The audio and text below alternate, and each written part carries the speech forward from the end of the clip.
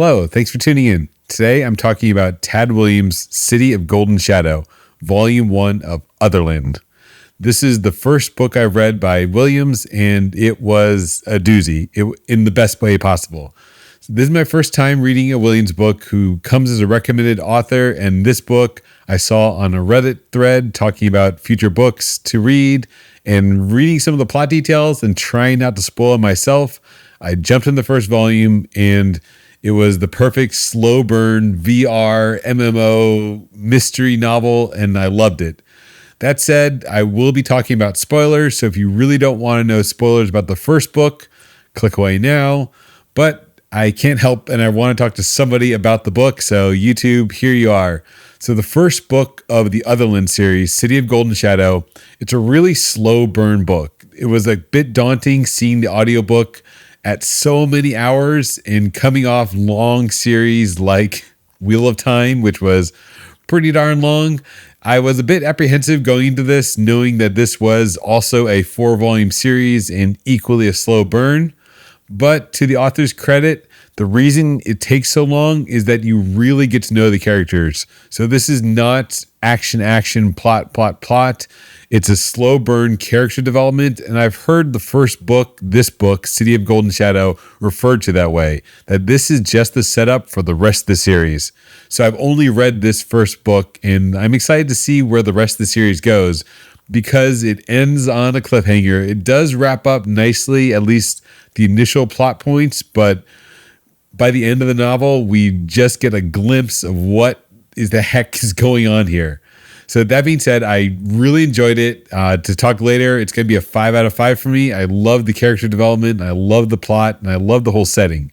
So that said, the plot is MMO, VR, virtual reality, stuck in virtual reality. So this has the vibes of Ready Player One, The Matrix, and to talk a bit of anime, it definitely feels like Sword Art Online or the dot hack sign games. So this hits my early 2000s nostalgia, and I immediately thought of dot hack when I started listening to the audiobook, and of course the more recent Ready Player One. The themes definitely resonate there about humans blurring the lines between the virtual world and the real world, and the spoiler with those two anime series is getting trapped in the virtual real world and what it means to be in that virtual world. So that's the coolest concept that I love to explore. And given when this book was written in the late 90s, when VR was just coming online, we didn't have the concepts now in 2024 about the metaverse and what kind of that virtual world evolves into. But that said, it doesn't feel dated. This feels really real, and I could imagine myself in the characters and what everything was going on. And that's the other surprising thing to me. I didn't read enough to know about the characters, and the fact that it's set in South Africa added that little extra twist to the characters and plot development that made me really interested to learn about another culture and see how in the future, which is the book is set, how other cultures besides Western society and America are going to deal with the ramifications of a world where the virtual and the reality RL are so blended and seamless between the two. So we're given that sort of trope of a fantasy novel, sci-fi novel. This is kind of sci-fi fantasy. We are explained about the rules of the world through the eyes of a new user. So yeah, it's a kind of a trope, but we do see through Kabu, which is, hopefully I'm pronouncing that. That's how they pronounce it in the audiobook, is Kabu, but he's a bushman of a tribe in South Africa, and so I think the actual pronunciation is more of a clicking kabu zabu sound. It's spelled with an X, but they pronounce it in the audiobook Kabu. So Kabu is a bushman who, again, this is the future. I think it's 2050, so even he doesn't have really awareness of virtual worlds. So we're introduced to the concept of this VR world through Irene, who is our main protagonist, a teacher at a school in South Africa, and she's teaching Kabu how to navigate and how to live in this virtual world. So through that dynamic of teacher-student, we do learn the rules and the way the world is constructed. But that being said, there are a lot of characters, and because Williams spends so much time going into each of their stories, I really felt I got to know them. From Orlando, who I loved, him and Fredrickson, who are the two young VR, top players that get sucked into this conspiracy, to Christabel and Mr. Sellers, who is the young girl and the old man who had this mysterious dynamic. And the first part of the novel is really a mystery of what the heck is going on. Who is this Mr. Sellers? The first time we're introduced to Mr. Sellers, we're given that offhand comment that he seems to be moving his fingers like he's typing on a keyboard. And that plants the seed, of course, that there's got to be something more to this guy than our, through the eyes of the young girl that she can see. And that why is this guy holed up in his own home, can't leave? Is he trapped? Is he part of this sinister plot that we know is kind of working in the shadows? Or, as revealed later at the ending, is he on the side of the resistance? So that was one of my coolest reveals, that we finally got more of Sellers, because I just loved his storyline. His plot of Christabel and escaping whatever kind of surveillance he was under in North Carolina and somehow making it into the VR world. And he has some kind of knowledge of everything that's going on. And I can't wait to learn more about his plot.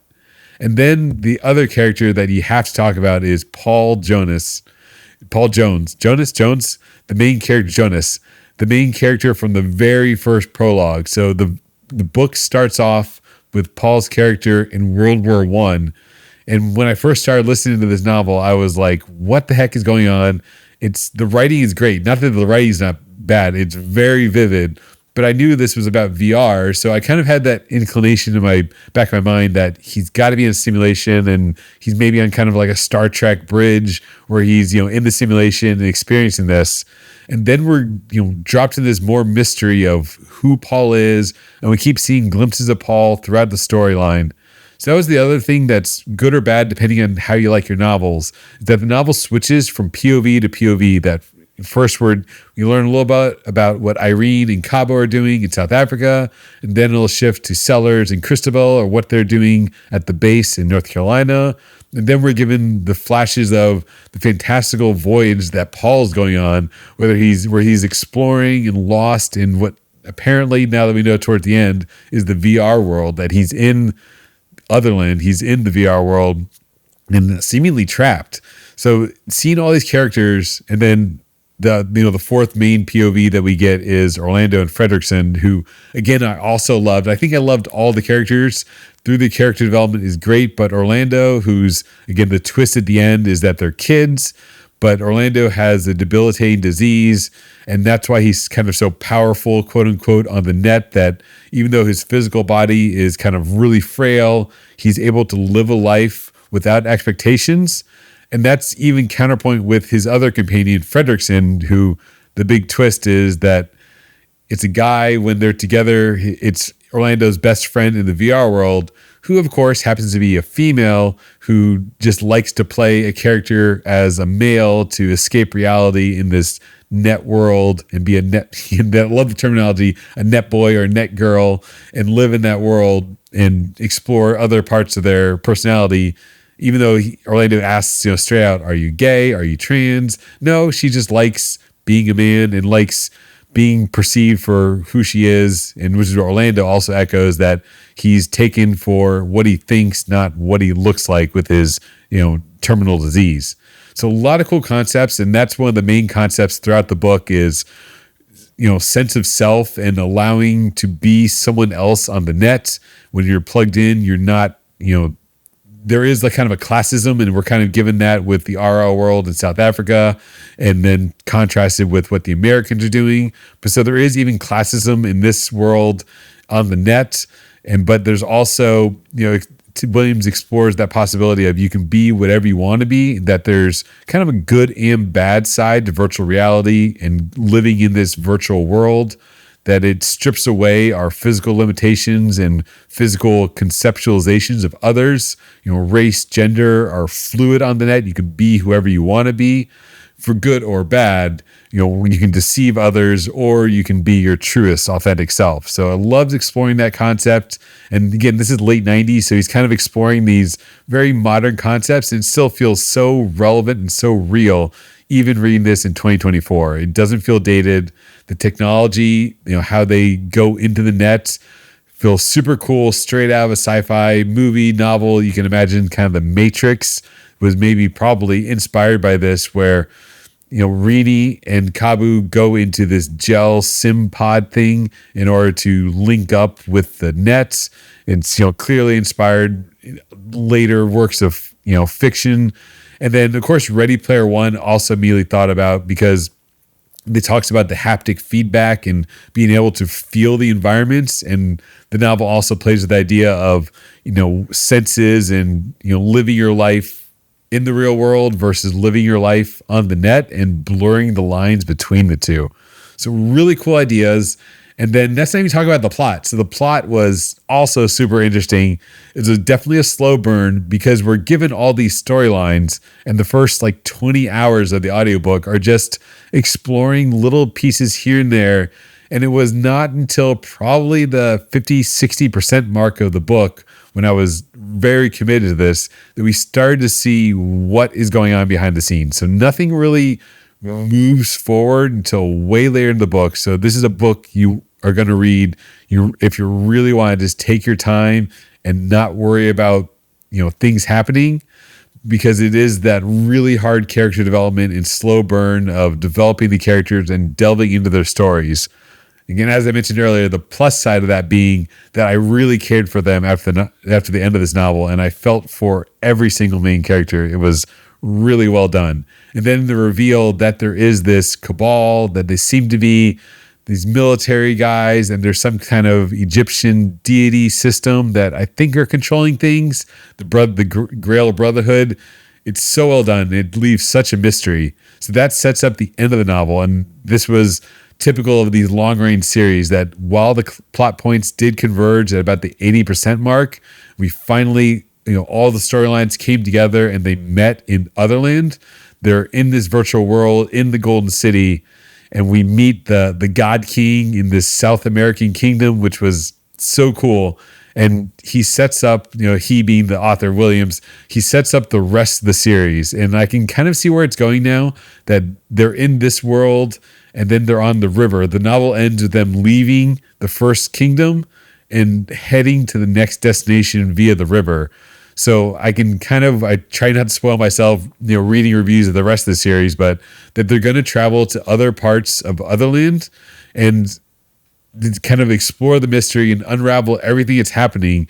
And they're going to, indulge Williams' fantasies of this is going to be the South American kingdom. It already seems like the next world is going to be like Giant Land. So it reminded me a lot of One Piece, where they go from island to island and experience different cultures, and each island or Otherland node on the network is going to have its own ruler. I'm sure that they're going to have to topple or figure out or somehow best in order to advance to the next level or the next kind of node as they slowly unravel the mystery. So I think that's where the series is going, and I'm really excited to go on this journey. It's definitely going to be a slow burn. I'm anticipating it being kind of slow, but picking up steam now, because that's what I've heard, is that this first book is so much set up that we finally understand or maybe not understand, but we have a concept of what Otherland is, that it's this world where you can exist in the virtual reality world while your body is hooked into the net and you can't log out.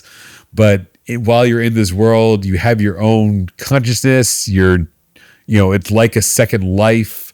Maybe that's where the old school game Second Life came from. You're in this virtual world that's organic. It's an artificial life form. And just to kind of wrap things up a little bit there, that artificial life form, when they explained that concept with the military guys talking, that was really cool. So the concept is, in the future, as this computing power increases, instead of having kind of systems shut off when the user isn't looking at it, the solution was to let it grow organically.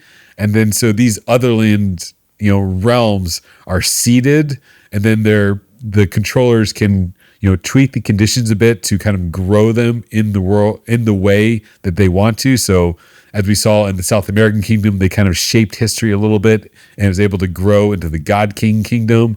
And that's what I think we're going to explore, sort of like a metaverse, alternate reality settings where each emperor of their Otherland, tweak the settings in their own way to create their own kingdom, their own sort of immortality, second life in Otherland.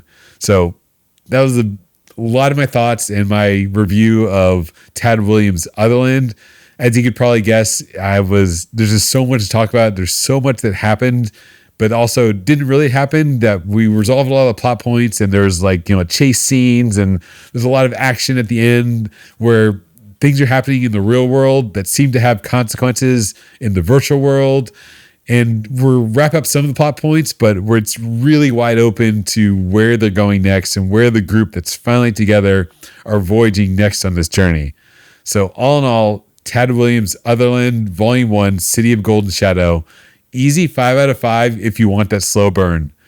Counterpoint being that after this, I am in the mood for a little faster burn series. So prior to reading City of Golden Shadow, I just read Anathem by Neil Stephenson, also a super slow burn sci-fi fantasy novel. And before that, again, reading The Wheel of Time, super slow burn long series. So I'm in the mood for a fast-paced action series to kind of counterbalance these slow series that I've been reading lately. So if you have any recommendations for action-packed, more faster moving series, I'm all for that. That's, I think, going to be my next Audible credit. But this series, Tad Williams, City of Golden Shadow, Otherland, Volume 1, 5 out of 5. Do check it out if you're into VR, MMO, if you liked Ready Player One, The Matrix, Dot Hack Sign, Sword Art Online, those sort of series. Thanks for watching and listening to this review. Have a great one. See you in the next video.